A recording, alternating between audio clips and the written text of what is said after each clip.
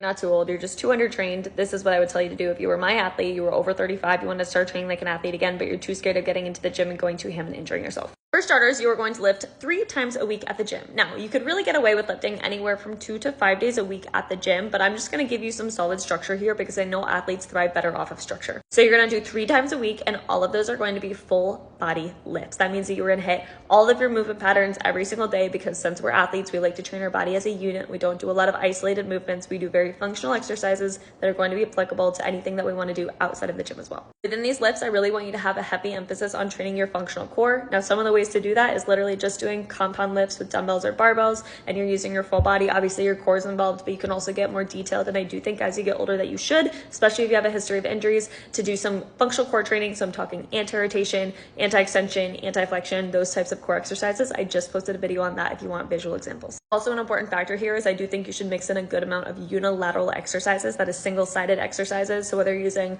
one arm, one leg, that type of vibe, I think those are really beneficial for helping coordination, balance, and overall core stability as you get older. Next up, you're going to start conditioning your body again. And yes, I am talking cardio conditioning, you know, the type where you're building up your heart health, you're building up your lung health, you're building up your work capacity, but also progressing that into being able to safely sprint, because I think sprints is an unbelievably beautiful marker of being able to be an athlete your entire life. And I think it's also a great training stimulus as you're aging. I think sprinting is a beautiful thing to keep in your programming as you get older, even though that's like one of the first things that most people cut. Also conditioning your body to different types of stimulus. So I'm talking agility drills. Like, when's the last time that you have shuffled? When's the last time you've done a change of direction drill? When's the last time that you have backpedaled? These are all invaluable skills to be able to give your body as a stimulus. If you want to be able to be a lifelong athlete, if you want to be able to have good reaction time, good speed, good ability to, you know, quickly change direction out in the real world, again, whether that's on a field or whether it's on a hike or whether it's just like falling off a curb on the sidewalk, being able to have those strong responses, those strong skills, and your muscles being able to be strong in those different planes of motion, I think is going to be absolutely crucial for any aging athlete. And it's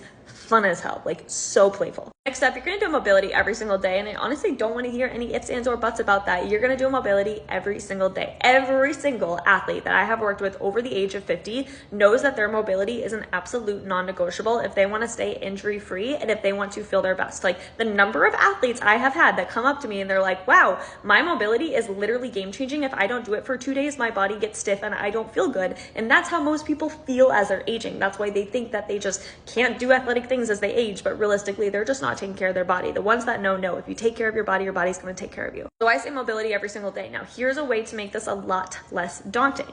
You just do mobility as a part of your dynamic warm-up for your workouts. So on the 3 days a week that you're going to lift at the gym, and then I didn't give you structure here, you're going to do 2 conditioning days a week. That's already 5 days a week where you already have mobility now mixed into the dynamic warm-up that you do before your lift or before your conditioning session. The other 2 days of the week, the other 2 of the 7 days of the week, you're going to be doing active recovery sessions. That could be a mobility flow, it could be a yoga flow, it could be a long walk with a long stretch after. Just make sure that you are taking intentional care of your tissues every single day and that you're giving your body the best chance at longevity and being able to sustain higher levels of performance than the average aging individual. Like, I saw this viral social media clip of a guy who's doing sprints, like high intensity sprints at age 70, because he's like, I want to be that guy that's one day dusting my grandkids thinking that they could beat me in a sprint. That's the vibe. Be that bitch. You can actually be that person as you get older if you do these things and take care of your body. Now, outside of the gym, you're going to eat your goddamn protein. I don't care. I don't want to hear it. This isn't just something that's trendy. This is science. If you want to learn more about this, especially for aging women, go look at Dr. Gabrielle Lyon. She has some really, really great research and resources on this. Truly, this isn't just some trendy bro science thing. Like, eating protein as you get older becomes increasingly important because your body doesn't absorb the nutrients as much, so you tend to need a little bit more protein.